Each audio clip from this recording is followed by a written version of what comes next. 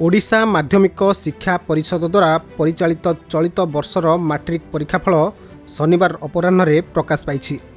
परिषदर कार्यालय एक स्वतंत्र कार्यक्रम में गणशिक्षा मंत्री नित्यानंद गंड, बोर्ड सभापति श्रीकांत तराई उपस्थित में परीक्षा फलाफल घोषणा कर चलित वर्ष पास हार 95.33% रही।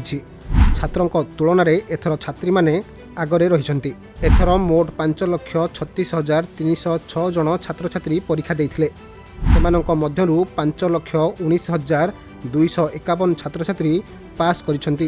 3,310 हाईस्कूल रे परीक्षा फलाफल 100% होईछि।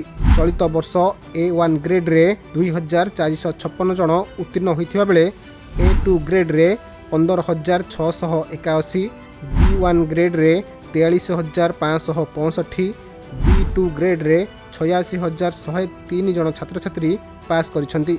सेहीपरि C ग्रेड रे 1,29,813 छात्र छात्री उत्तीर्ण होइथिबा बेले D ग्रेड रे 1,46,152 एवं E ग्रेड रे 95,481 जन छात्र छात्री पास करिसेंती।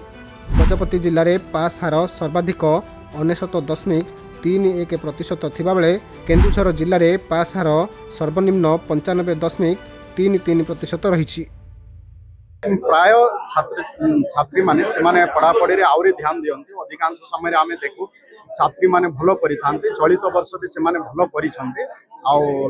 लागु निश्चय छात्री माने देखंतु ये किछि कथा नहीं। आज किछि लोक पास कले आ किछि लोक फेल हेले कोनोसी कारण वशतः सेमान जदि प्रयास करिवे तांकर भितरे जदि इच्छा शक्ति जागृत करिवे, अधैर्य हेबे नाही, आगामी दिन रे आउ टिके कष्ट करी जदि परीक्षा देबे निश्चय भलो करिवे। देखंतु बेनक्षम से माने भी भलो परिछंती। जो माने भी परीक्षा देइथिले भलो परिछंती आ जो माने भी भलो करि नाहंती आगामी दिन रे भी आउरी प्रयास कले से माने भलो करबे।